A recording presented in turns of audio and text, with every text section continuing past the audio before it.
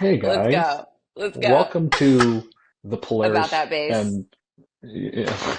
Okay, right, yeah. Maybe I The should probably get some Polaris more show. information. Yeah.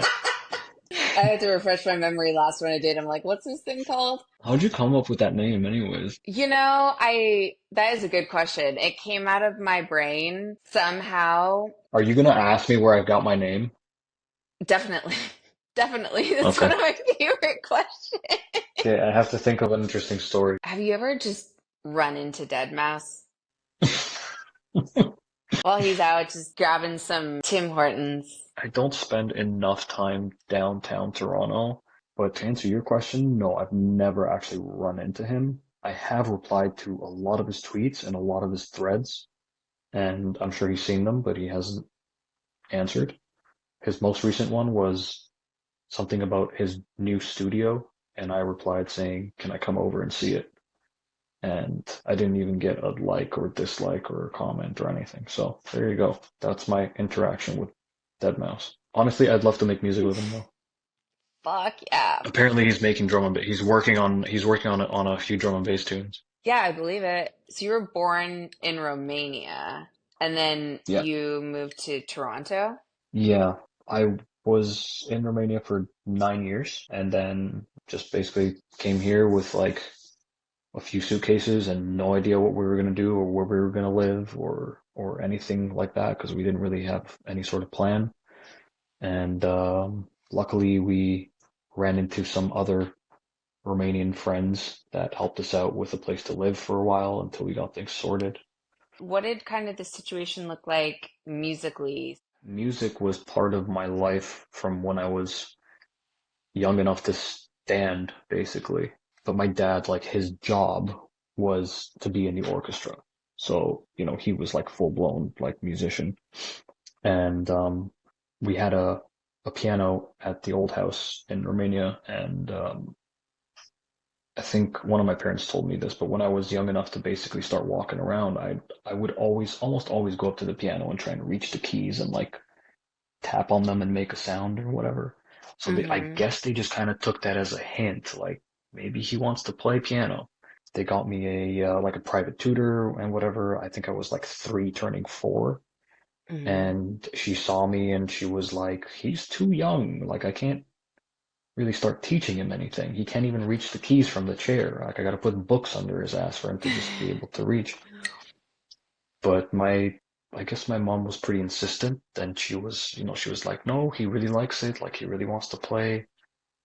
And so I started just having these private lessons, and I ended up going to like a music school for like younger kids in Romania. Um, and that's kind of when I started to learn music as a, theory and piano and classical and all that kind of stuff.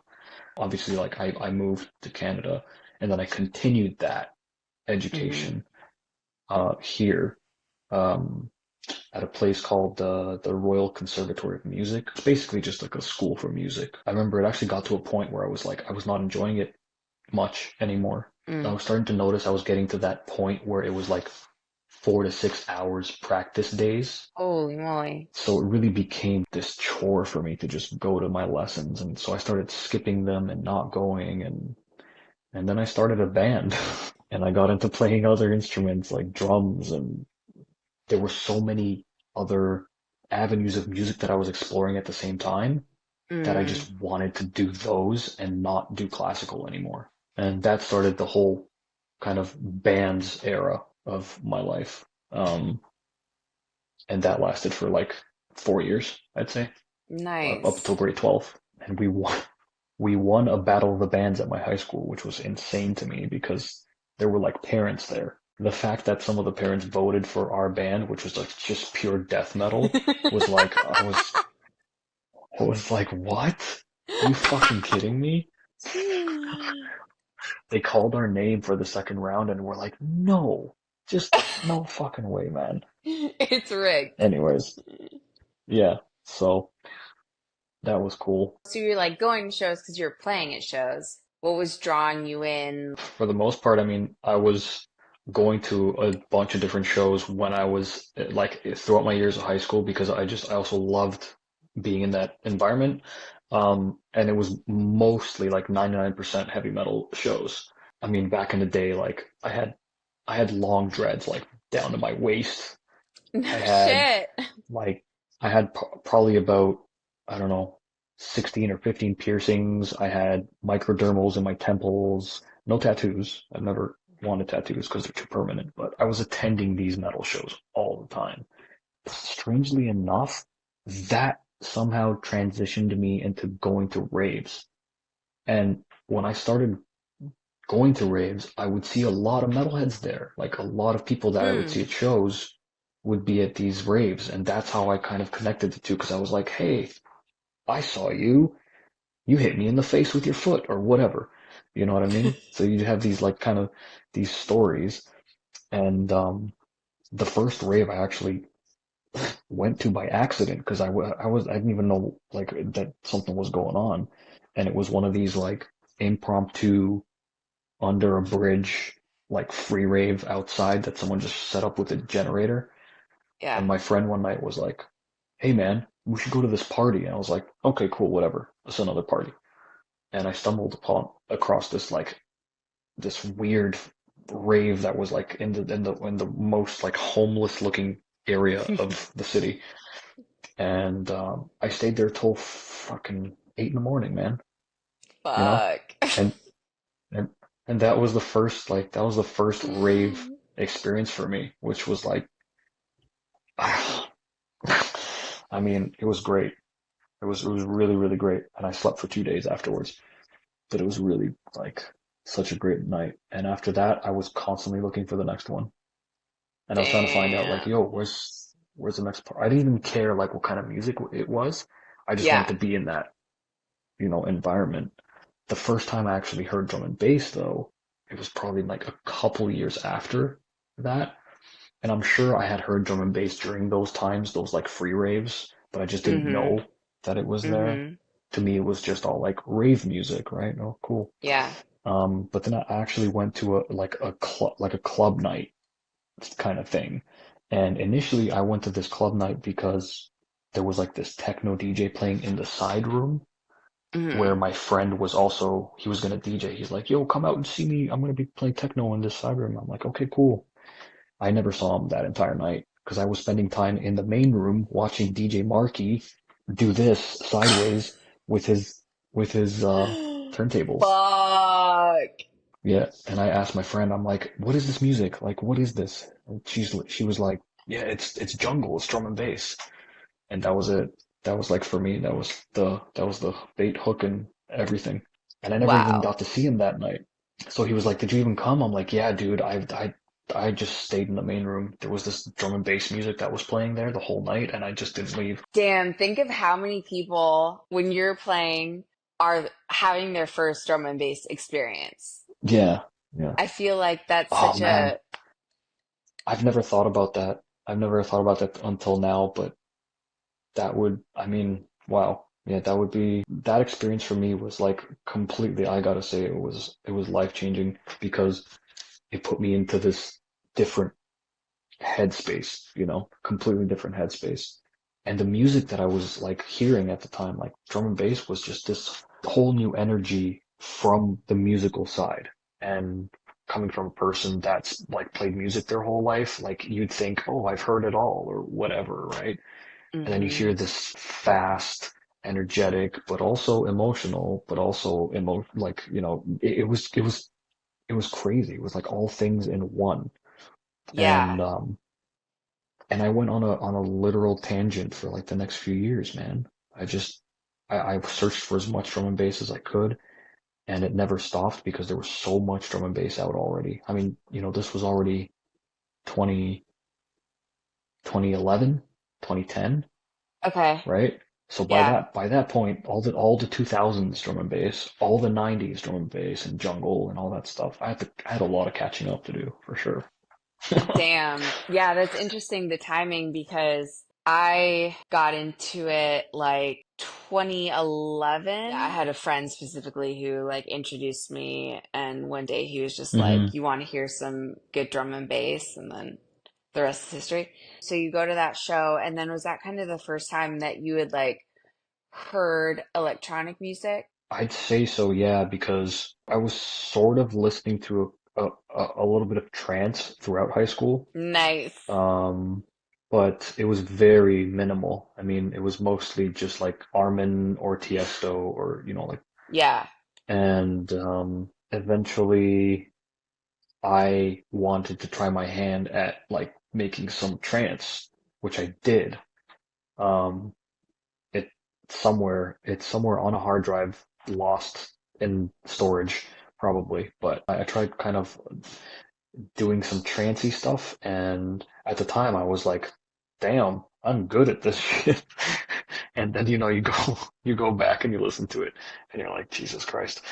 But drum and bass kind of just came in and shoved all of that aside and said, no, listen to me.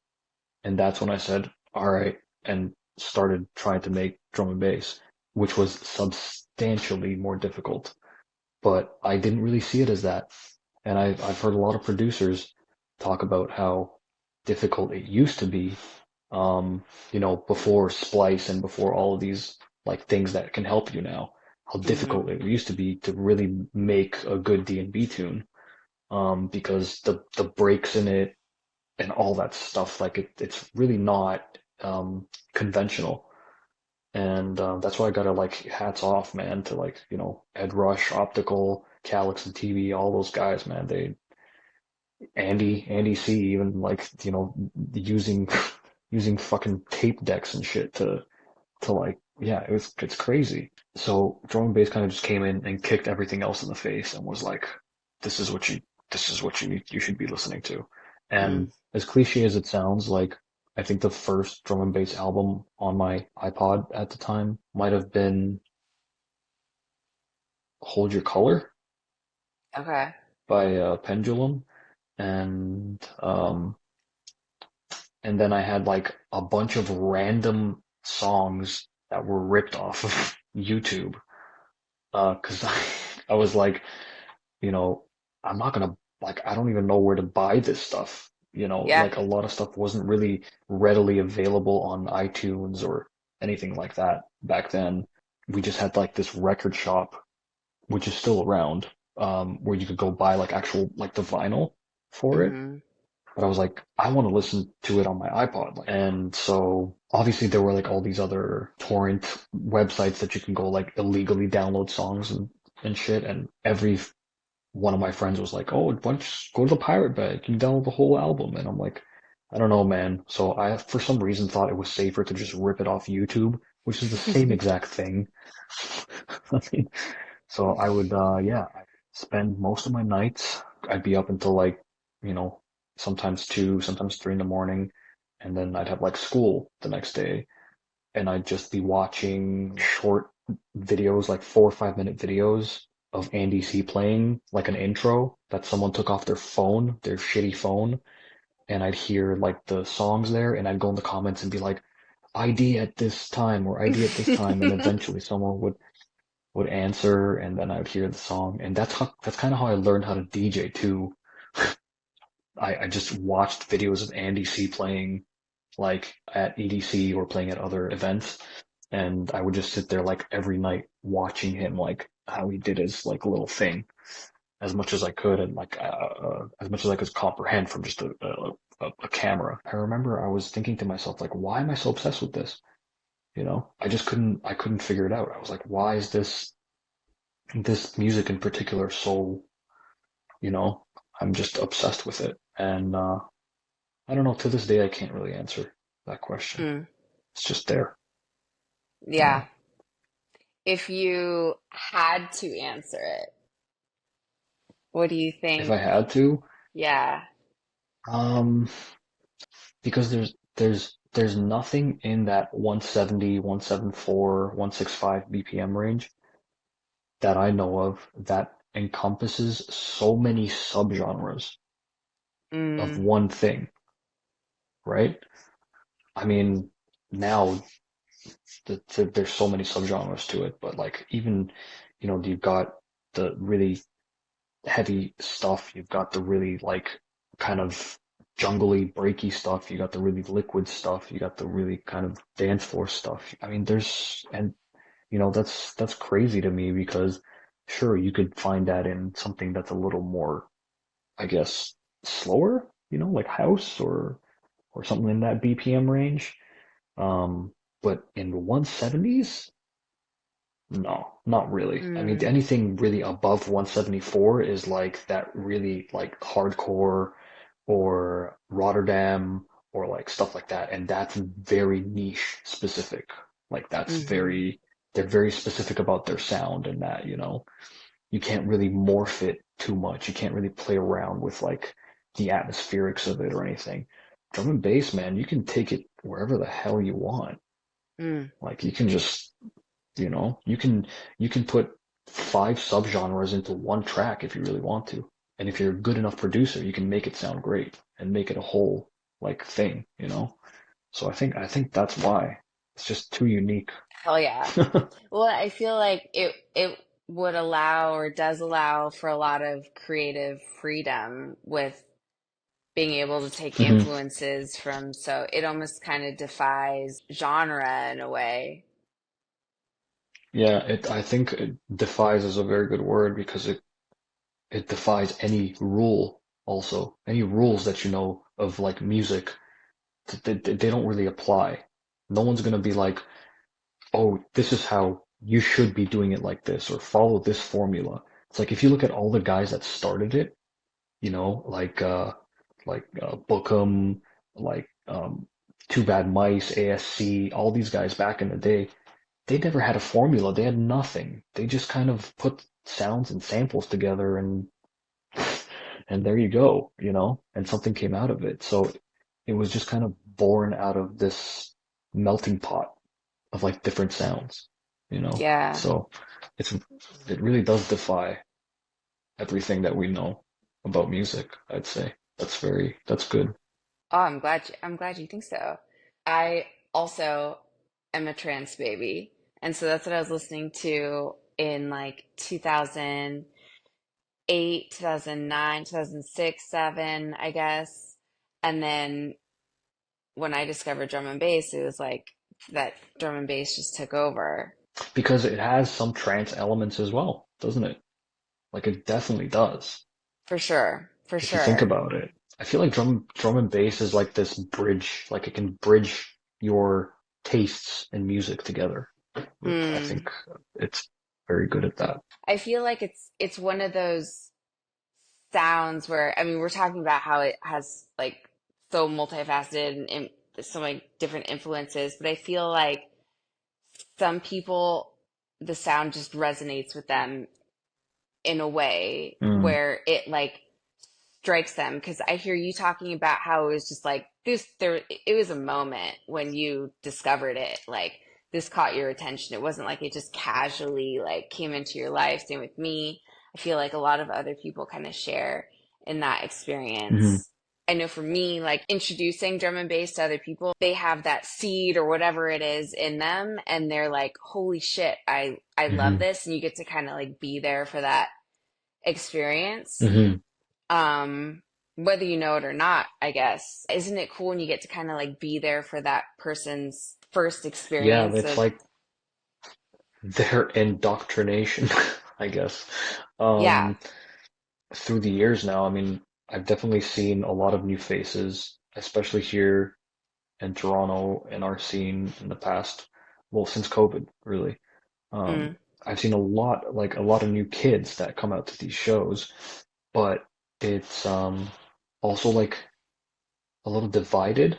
Like I'll give you an example. We had Headaches come here, and we've had Boo come here as well and play, and those shows are absolutely to the brim rammed, filled with kids that I've never seen before at a drum and yeah, bass show. And then you bring somebody like Makoto or Marky or Seba or something like that, and the demographic is vastly different, vastly different. mm-hmm. And then over, the past year or so, or 2 years, I'm seeing them start to mix. So you see the younger crowd start to mix with the older crowd. It's so cool to see that because it means that like there's a continuation of it happening now.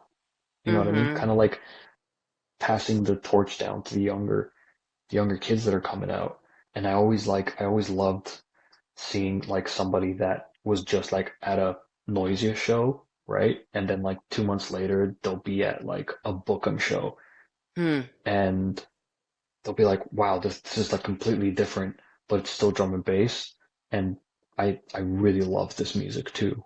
So I think Mm-hmm. that's the ticket for me, like watching somebody realize that there's such a huge spectrum to this music and that they just are starting to like fall in love with different sides of it, you know? Mm-hmm. So that's a really special thing for me to like, especially if the person like you can actually talk to them Yeah. and they actually tell you their thing. And like this one kid that I met at a show that Noisia was playing, he didn't even like know that this music existed. Noisia was his like first show.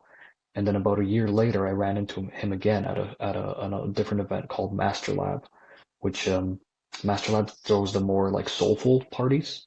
He's like, yeah, man, since day one, since I started that Noisia show, like for like 8 months straight, I was listening to just like the heavy stuff, like heavy, heavy, heavy. And he was like, I think I overdid it because I got a little bit sick of it. And I'm like, yeah, if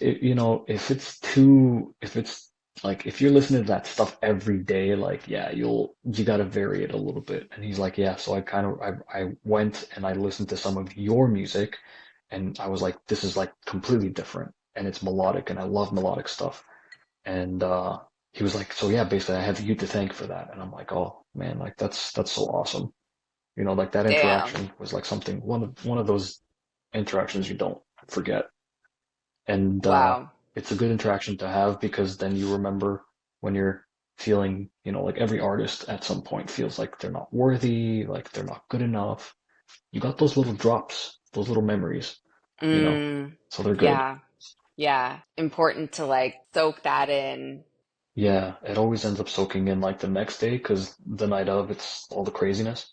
But Mm. then the next day you think about it and you're like, that kid was awesome, you Hell know? yeah. I feel like it's hard for me to talk about drum and bass without talking about the people. And so Hmm. it's interesting to think about like when we have these experiences, especially when like we're first getting introduced to drum and bass, we first get to experience it. We're also experiencing like the people who love it.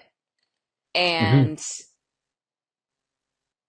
I wonder, I feel like that is such a big component of it versus like other genre. I mean, I'm sure it exists elsewhere, but it's just so pronounced in drum and bass that I feel like, yeah, people are for sure drawn to like the sound, but then there's really just something magical that happens within the community and the scene. Yeah.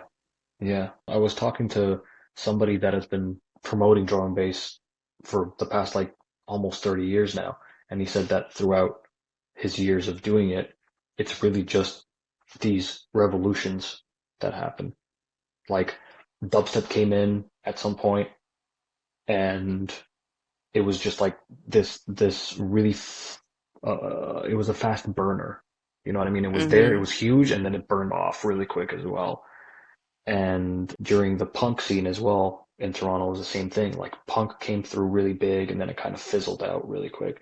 But behind all of that, drum and bass and jungle was all kind of always there. Hmm. Drum and bass always it goes up when it's got room, and then when something comes in, all right, fine, I'll back off for a bit, and then it comes back, and then it backs off for a bit, and then it comes back. So it's like this wave that drum and bass does every few years, Mm. I feel like recently we're on an up, we're on a definitely incline with this, with drum and bass because it's bigger than it ever has been, first of all, in North America. And there's so many emerging producers that are, from the US, Canadian, And they're really good. They're not just like, bedroom DJs or something like that. So I feel like we're really like making like a footprint in this music. And it's like at the end of the day, I don't care if you're producing Jump Up every day. If you're good and you're passionate about it and you're getting your name out there, fuck yeah, dude. Because we're all carrying the same flag, essentially. So I Hell think it's yeah. awesome. Hell yeah. It's been really wild to see. I feel like in the last like 18 months, it's been really noticeable just how I'm Hmm. like, these shows that are happening and like 2024 is out of control. I've Yeah, never seen it like this yeah. before. Just thinking about it now, actually, there's a lot, even here, there's a lot of things happening up until October.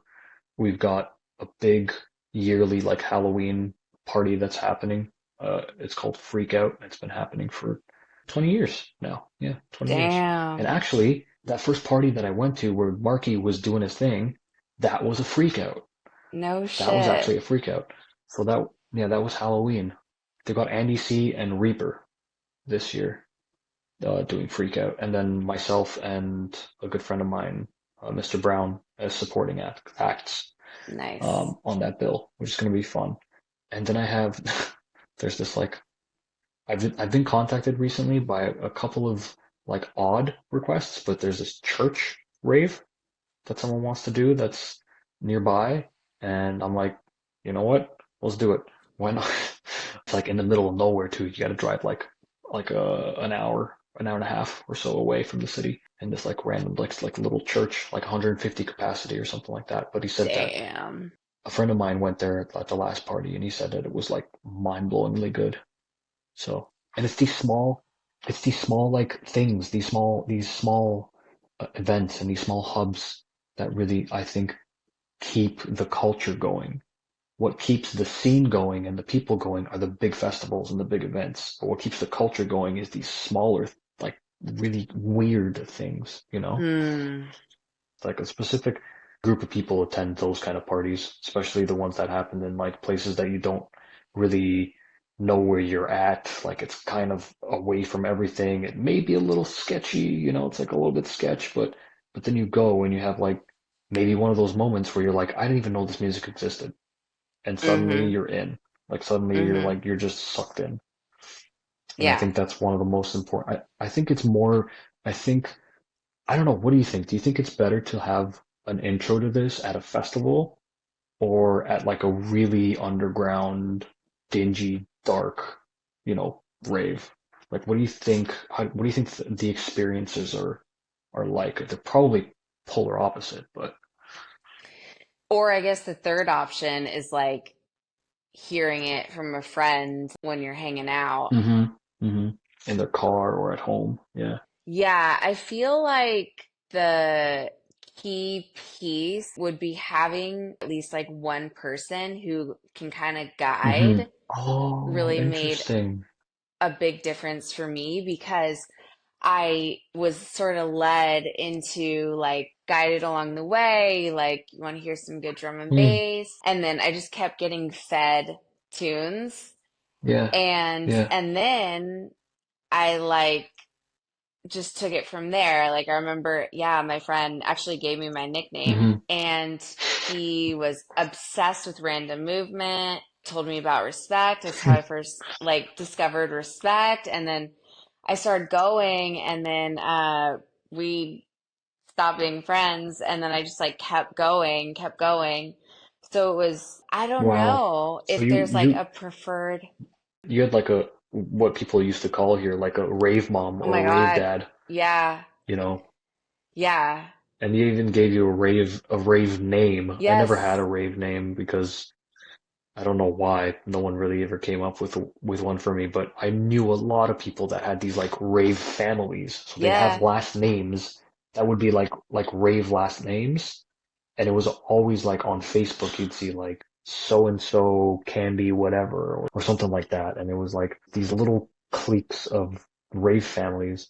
But yeah, that's a totally different experience than mine, which was like again totally by accident. But you had somebody like, that's cool though. But then it's so cool to be able to like kind of do that. You talk about like kind of the continuation, like passing the torch. It's Hmm. not only meaningful, but important, I believe, to like be that Yes. be that It's so resource for other people. necessary. Yeah, definitely it's like one of those types of music that I've definitely seen people be like, it's not for me, Yeah. you know? Like right off the bat, they'd be like, this is too fast, like I Too don't know how to fast, the too dance to fast it. thing. Yeah. Yeah. Yeah. Like how do you dance to this music? And then I've had people ask me that question and then, someone shows them and then they kind of get it. Hmm. And then something switches in their mind. But there's definitely been people that have been like, yeah, it's cool, but like, I wouldn't listen to it on regular, but Hmm. I could appreciate And I'm it like, or okay, whatever. stop talking. You're hurting my feelings. Make it stop. Make it stop. That's Oh, jeez. it. Man, speaking of dancing, I used to go crazy at these raves. I used to dance until like I couldn't feel my legs anymore. Oh yeah. Now now I feel like if I move the wrong way, I'll throw out my knee. It's like, what the hell happened? Actually, I know what happened. It's all those nights of like all those weekends just staying out and not sleeping. That's what happened. But I Yeah. don't regret it. I really don't regret it. I bet those Um, were because incredible nights. yeah, and I look back and I can say like I've built memories. Because I always used to think like, when are the memories gonna start building? When I was younger, I was like, Mm. when am I gonna have these? When am I gonna have all these memories that people are like, wow? And now I look back and I'm like, damn, I did make some memories and I'm glad I did then and not now because I would not survive now. I mean, like for sure I mean, now I stay up too late, I get a headache, dude. The next day, full blown migraine. Like, For sure. Well, I don't know how you stay up until 2 because I'm like, if I'm up past like 10:30, I'm like, yeah, it's gonna be one of those days tomorrow. Gonna be useless. Gonna have a headache. Can we just like yeah. walk through all the things that you're working on when you say you like love doing this stuff? Like, what does that all include? So I just had the Beatport exclusive of One More Time come out, and I was working on a bunch of like content for that, making reels, making posts, making videos of me like producing it, like playing it. I got a bunch of videos from just random people in different countries where like Bookham was playing and he would play the song and they would film it and then they sent it to me. So I have like a compilation of different areas in the world where the song was played. Hell So yeah. um I made like a little reel out of that too, which I'll post later. And then I've been also working on obviously Highland Recordings, which is my label. I just launched it about 3 weeks ago now, and I've got the first release on that coming out in November. And that's actually a long-standing dream of mine because I've wanted to work with this particular person for a very long time. And I'm not going to say who it is yet because it'll be a surprise. But it's very cool to have that like as a first official Highland 001 with this person. It's like blows my mind, you Yes, know? absolutely. 1 million So percent. It's so good too. It's so good. yeah, it is a good tune. I made it like 3 years ago, actually. Damn. It had just been sitting for a long time until it got sent to this person. Hmm. Like I mean, a folder of stuff got sent to them, and I was just like, just pick one, whatever one you want, and they picked that one. So I was like, all right, cool.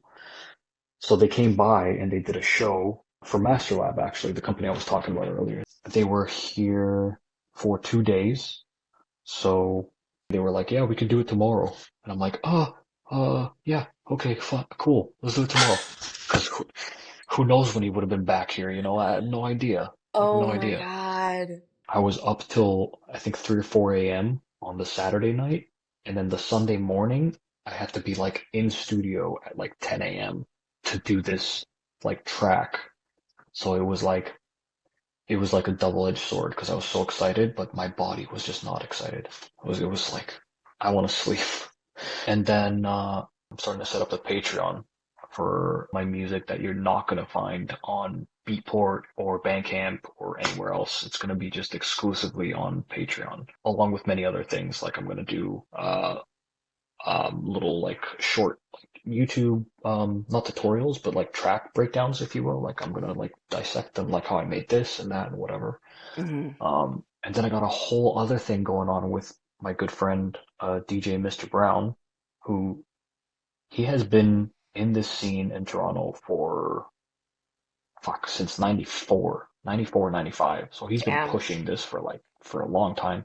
And he's probably one of my best friends and my mentor. Like he guided me through this whole kind of DJ drum and bass producer career when I first started because I mean a lot of things happened, you know, with hospital and I had to like know which avenue to take and like what to do and he really helped me out a lot. So and he's part of this radio show that we have here that happens every week, and it's the longest running drum and bass radio show in the world, believe it or Holy not. shit.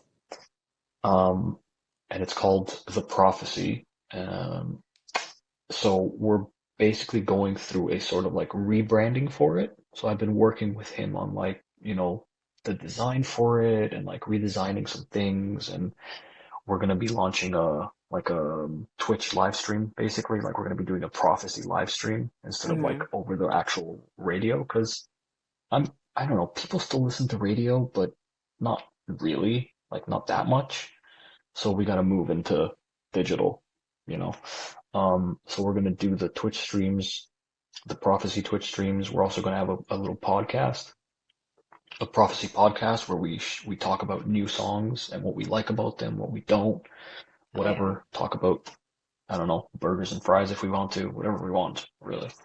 And then there's also a prophecy events, which is going to be like the event portion of it. So there's a lot of things happening Damn. and I'm tired and I'm excited.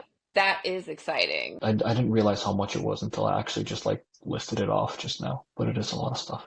Yeah. So you mentioned including like ambient, breaks, house. Hmm. So people can probably expect like a good A range, it sounds. multitude. Yeah. Yeah, a multitude of things. I've really been into the ambient genre recently, and that really just started with my inability to fall asleep. I would constantly search for like ambient songs or ambient like mixes or stuff like that that I could listen to. And I found this one guy. His name is State Azure, Azure. And he creates these like modular synthesis ambient soundscapes. So if you've ever seen those guys that like have a bunch of like racks with lights and plugs and knobs and all Hmm. that kind of stuff, and they have like a rack of it. So basically, what that is just it's called modular synthesis, and you basically set it, and it like plays itself, and then you come in and change something once in a while, and it like completely morphs the sound to something different. This guy has like 4 or 5 hour mixes, and it changes throughout the whole thing. Like it changes ambient soundscapes and different sounds and different things, and it's just like to me, it's like art and science mixed together. You Yeah. know, Yeah. like computer science and music like mixed together, because it's like it's mind blowing. Like he's like a pioneer as far as I'm concerned to that kind of genre. And so I definitely want to make some like ambient mixes for people because I feel like, you know, life is only getting a little bit harder for everyone else and Hmm. well me everyone in general and it would be nice to just like come home, put on a Polaris ambient mix and just like you know, fold your clothes or whatever you got to do to decompress from work, right? Absolutely. People, when they think of ambient, they're like, oh, the stuff they play at yoga studios or like spas or like, and it's like, no, that's not it. There's, there's, there's a whole universe of it out there, which is so good, you know? And I would encourage people to go listen to ambient music. Like really go listen to State Azure, listen to Mount Shrine, you know, listen to all these guys because a lot of the atmospherics that you hear like in my songs, they come from that stuff, you Hmm. know. And the number one thing people tell me all the time is I love the layers of like atmosphere you create in your music, and it's thanks to these guys, you know. Hmm. it's kind of where I get the inspiration for them. Damn. So, We were talking about you discovering drum and bass and how mhm. happy it made you. Were you producing music at this time? Yeah, so I was kind of just like trying my hand at the whole house slash trance thing, and I was listening to this guy. His name is Enigma, and it's kind of in the same branch as like Enya, if you will. You know, it's like Mm, that really like melodic stuff, but he had some really cool like use of samples in his music. I don't know if you know what Gregorian chanting is, but it's basically like very old sounding choir, almost like culty choir, male choir singing. And he used that in one of his songs that was very popular back in the 90s called Sadness, and there was a part one and part two. And it became like it skyrocketed on the charts, on radio, on everything. So I was listening to a lot of his albums, and that kind of is what changed my musical journey from like the band real instrument thing to the more electronic thing, because he had um, elements of real instruments in his music as well as electronic elements. So that's when I started to like mess around with like Pro Tools and Ableton and like FL Studio and just see what the hell that was all about, you know? So I hmm started on Cubase, Cubase 3, which is like that is way old now. I think they're at like Cubase 9 or 10 now, and I don't even remember. But I mean, I just didn't know what the hell I was doing. I was just pressing buttons for the sake of pressing them to see what they did. And eventually I did learn a little bit, and then I found out, then FL Studio came out, and everyone was calling it Fruity Loops, Fruity Loops, Fruity Loops. I was like, what is this Fruity Loops shit? Like, what the hell's, like, what is this? And my friend Kyle, he showed me, he was making like these beats on it, because it's like, FL Studio is really easy to make the beats on. It's like, if you're a Uh-huh. producer, you know, and, I was like, man, this is so much easier. Like, why am I not using FL Studio or Fruity Loops? So, I did the Fruity Loops thing for a while, and when I was on Fruity Loops, I was making like a lot of like house type stuff, and a lot of like trancey type stuff. And eventually I got into Ableton, and that just stuck because it made the most sense to me. It was the most user friendly for me personally. It was the most intuitive. And so I started using Ableton to create basically more trance like type stuff and some ambient stuff too. Like I was already doing the ambient thing a little bit. And then yeah, I went to that show and I heard like Marky do his thing. And I think I went to a website called Loop Masters or something, and hmm I just typed in drum and bass in the search box, and it gave me like a whole bunch of sample packs that were like drum and bass sample packs, and I just bought one, like a random one, and that's pretty much how I started drum and bass, just like with a random Loop Masters sample pack, where Damn. they had like breaks in there, like Amen breaks and stuff, so I just like started messing with those, and it took a long time with drum and bass because the learning curve for drum and bass is like this Mm. when you produce it. Even if you've been making like house or trance or, you know, other things, it's still very steep. So the fact that I chose that as my like main, I guess, art form was like kind of sort of shooting myself in the foot, but at the same time, not really, because you start at the hardest thing and everything else seems easier, right? Mm. And in Ableton, let's say, like when, in the actual plugin, there are so many settings on it that you can tweak and move and do things with. So it's like, yeah, it's much more complicated than just saying, oh, it makes things echoey, like very large sounding. Um, but at the same time, I'm not going to sit there like every time with a new person and just be like, let me tell you what a reverb does. And it's like 30 minutes later, they're still like, I don't really get it. Like, what? You know what I mean? So it's just easier to You'll know say, it when you hey, hear it. Yeah, it basically, yeah. It's just easier to say, hey, imagine you're in a very empty large chapel and you just scream and you hear your own voice everywhere. That's a reverb, essentially. Then they'll be like, oh, okay, I get it. You know? And the 45-minute explanation is on my Patreon. Mm-hmm. Hey, yeah, there you go. If you really want to know, I'll go in detail and bore the hell out of you. I didn't even know like a more than 5-minute explanation of reverb could exist, but I feel like that makes sense. Yeah, because there's so many applications. You Wow. can you can use it in so many different ways. And that's the really beautiful thing about art. I've made some music that has I've made some really evil sounding stuff, and I'm gonna release some of it for sure. But that's definitely something that like people are gonna be like, is this actually like a Polaris tune? Because it doesn't sound like that. It sounds like someone like something else. But it's also the fun of having your own music platform is that you can just really release whatever you feel like. I can imagine it can be challenging for a lot of artists just to get like the concept, out into actual music, like whatever concept or like feeling in their head out into actual music. But I feel like because your music has so much of that like emotion in it, it seems that you do that quite well. Like whatever you're Hmm. looking to communicate or express through that sound, it's like you're able to capture that quite well. Yeah, and that I think something like that just comes with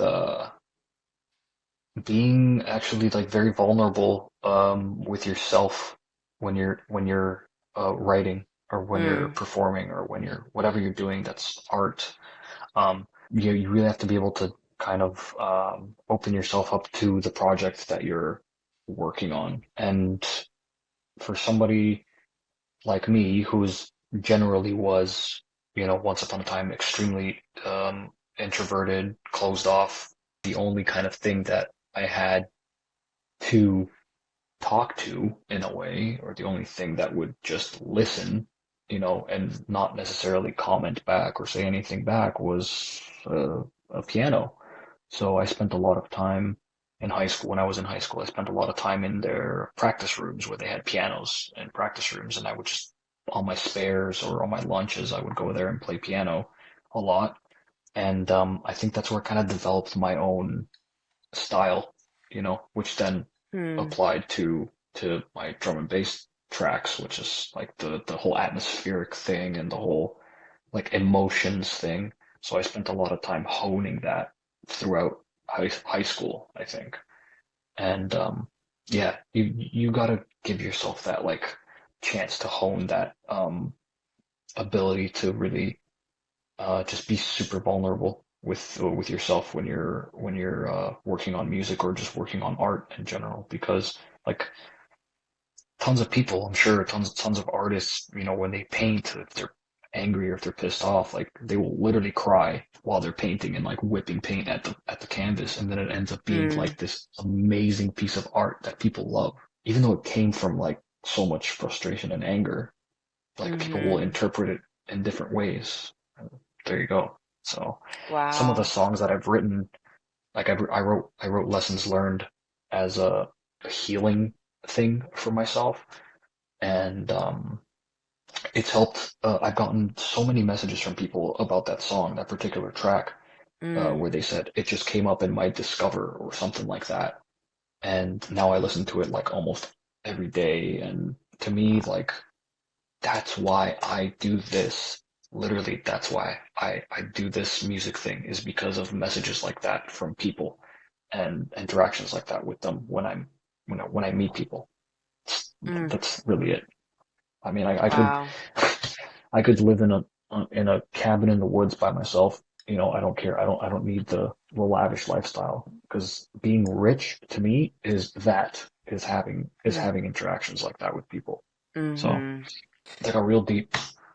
Oh, I feel that. I love that. I love that so much on so many levels. What a gift to be able to give and receive at the Hmm. same Hmm. time. Gosh, I would have loved to join you in wherever you were playing piano on whatever I, school lunch break, just to chill and sit there and listen. yeah, man.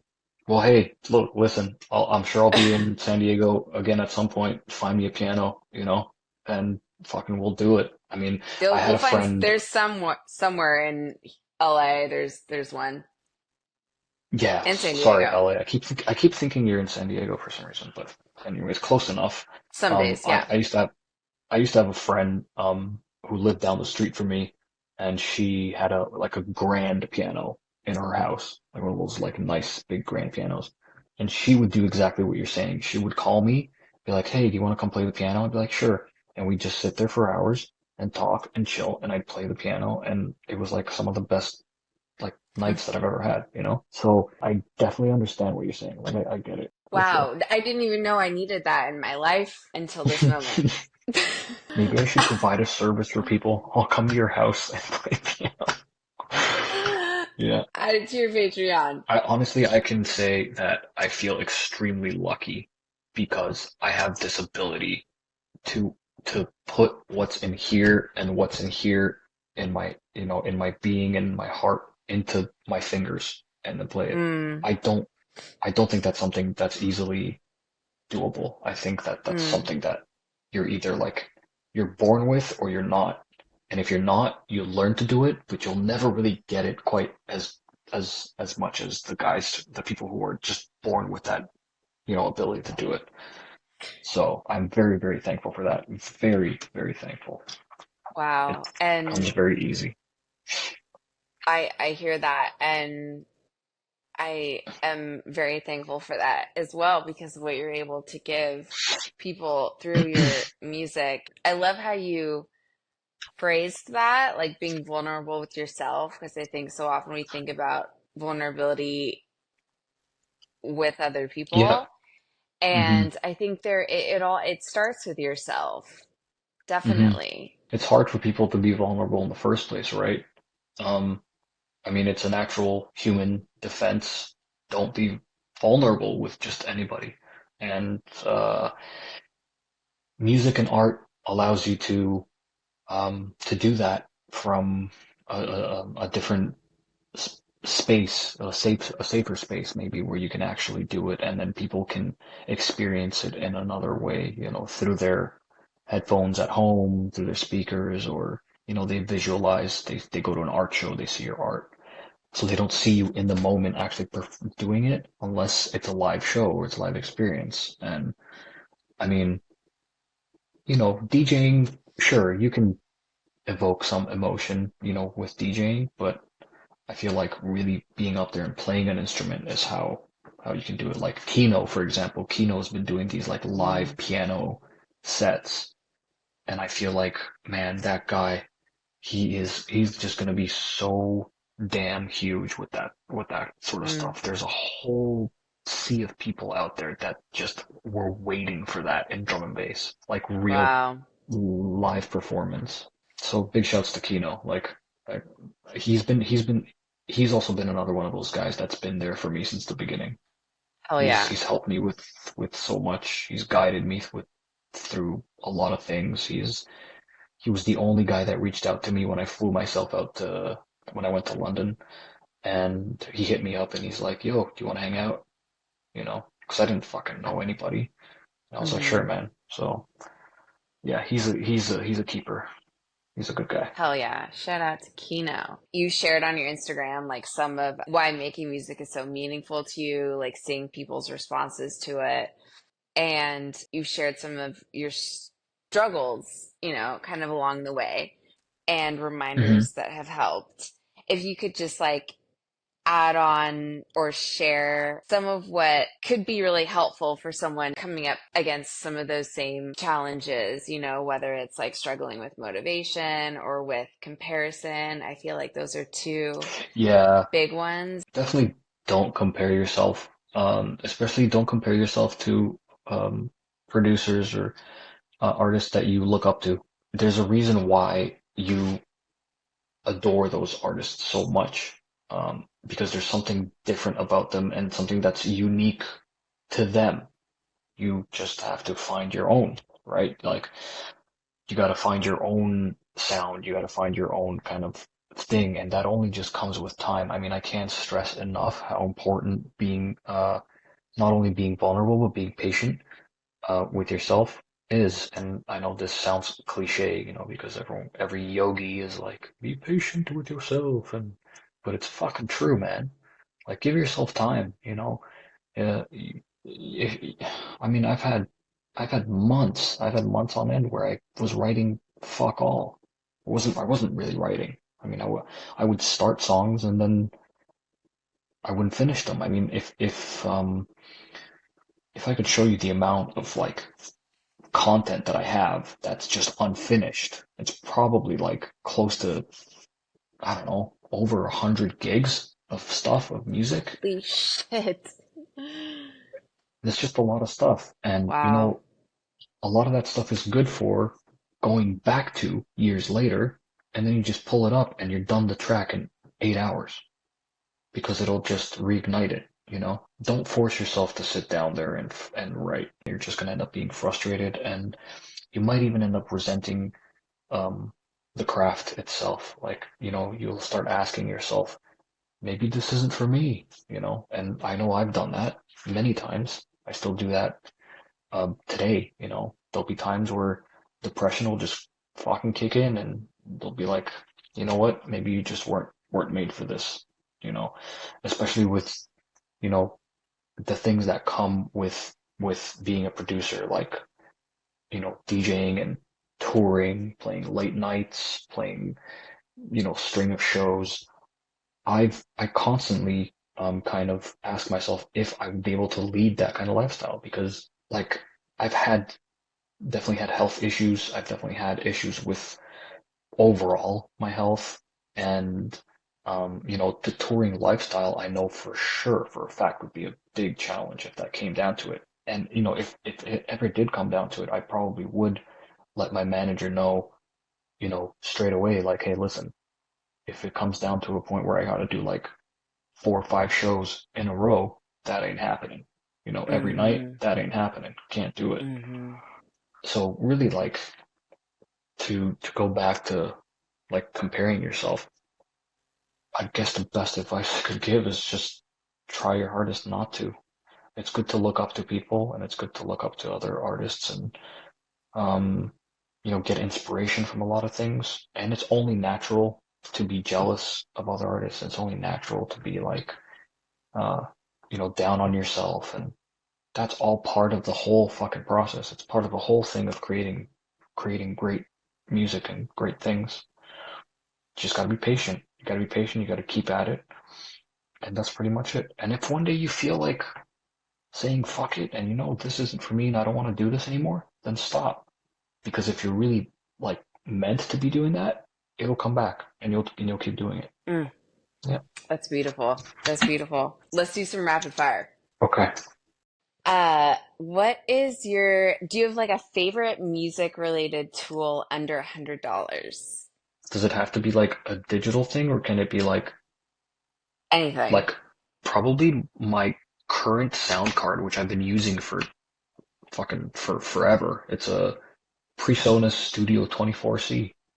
At the time, it was $124, and that was 5 years ago, 6 years ago. So now it's probably like under $100. Yeah, but probably that. It's super reliable. I mean, I've had it for so many years, and it still works great. So Hell definitely. yeah. All right. Checks the box. If you could make a documentary about anything, what would it be? If I could make a documentary about anything, it'd be, definitely about saving wildlife, saving as much wildlife as possible, in particular elephants. Yeah, I think elephants are, the next big thing to be like endangered species. Love it. Would you rather have a conversation with your past or future self? Oh, I'm sorry, these aren't really rapid from my end because, like, fuck, I gotta think about it. Because that one in particular is tough. It'd be my future self. Yeah, I Future. think it'd be my future Okay. self. Yeah, just because, like, my past, although I've fucked up a lot and I've done a lot of shitty things. I don't know, I feel like they were necessary for this right now, for this time. Sure. But I do want to, I do want to know my future. I want to know what the hell's going to happen in the next 5 years. So, Hell yeah.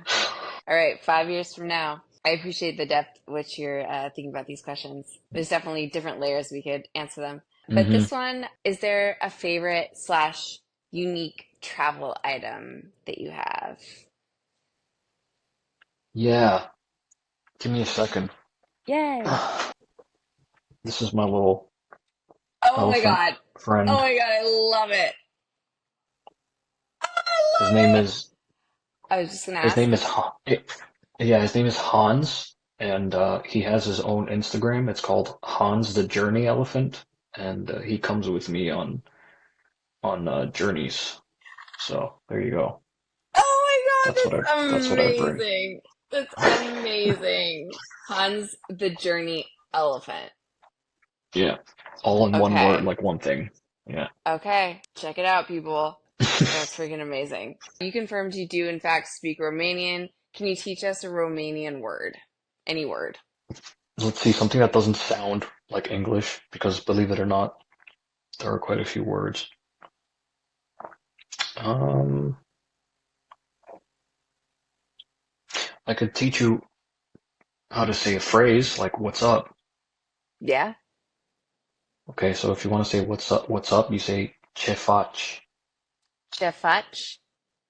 Yep, perfect. Ce That was faci. literally perfect first try. All Ce right. faci? All right. Thank you very Yeah. much. I had a great teacher. Kudos to you. Ce faci? Hopefully I can Yeah. just like remember it.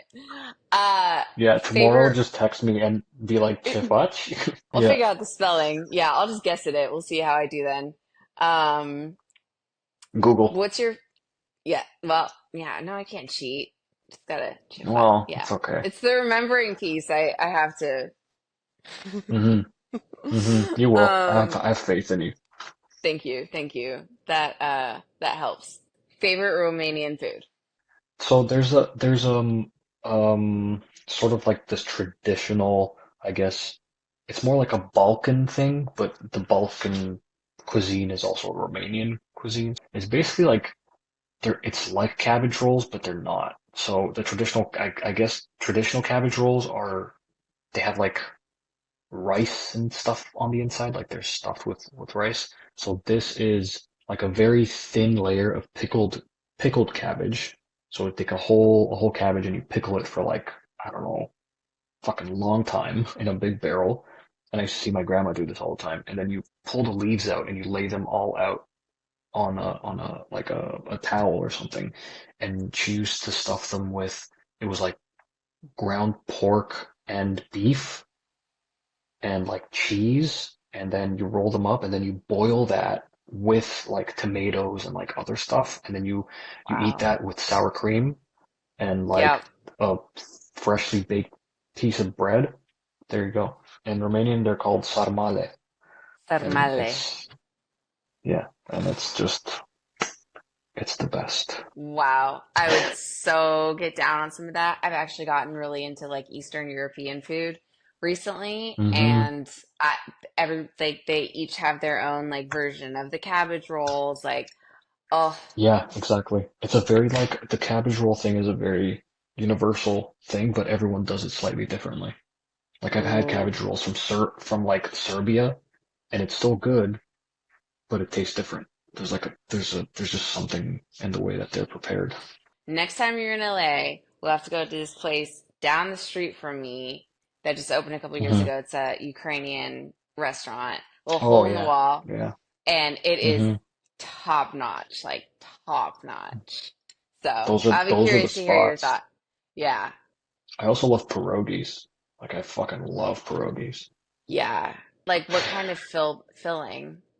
I think they're all filled with potato, but like I have these ones I've made that are like I usually take a lot of bacon and I chop it up after I've made it, and then a bit of like just like a few chives, and I stuff them in there with potato and chives and bacon and a little bit of like cheddar, and then you boil it, and then you pan fry it with some. Oh my God, I'm so hungry. With You're making me hungry too. you pan fry it with some butter, and then that's really all you need. You can also use sour cream to dunk them in afterwards if you want to. Yeah. I've actually used barbecue sauce as well. They're good with barbecue sauce, believe it or not. Amazing. Amazing. I believe it. I believe it. That sounds so fucking Hmm. good. I know. Yeah, they are. You could eat those and then have a cabbage roll with pierogies. Oh, it's Fuck done. yeah. Game over. All right, know where we're going to eat when you come out here. Yeah, What's your dream location to play a set? my dream location to play a set. Like a place, a club, a festival? Yeah, I really don't want to say any like traditional festival or spot. Um, it would be really fucking cool to play somewhere in Tibet. Somewhere in Tibet, like somewhere near some sort of temple.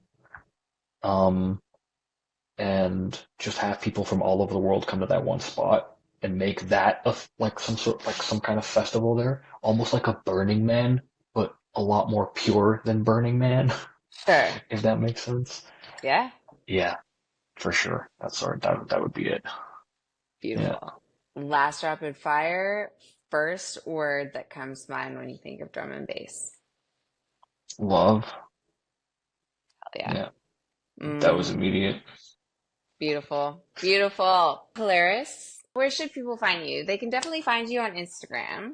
SoundCloud, Instagram, YouTube, Polaris DnB on YouTube. It's Polaris DnB everywhere. And then we've got Highland Recordings, so folks will be able Highland to. Recordings, but definitely if you want to stay up to date, just follow it on Instagram for now. It's just at Highland Recordings. Yeah, keep you guys posted with everything on there. You should definitely go follow Highland Recordings and Polaris if you are not already, because we've got some serious heat coming in, and I feel very fortunate to have some tiny little glimpse into what that is. So thank you, Vlad, for You're very welcome. sharing that with me. Thank you from the bottom of my heart for all of the incredible music you have created. You are touching people's souls. You are touching my soul. Thank you. Thank you so much. I'm going to ask you about your name at some point. You're going to get some food, but just Okay. thank you so much. Thank you. Appreciate it.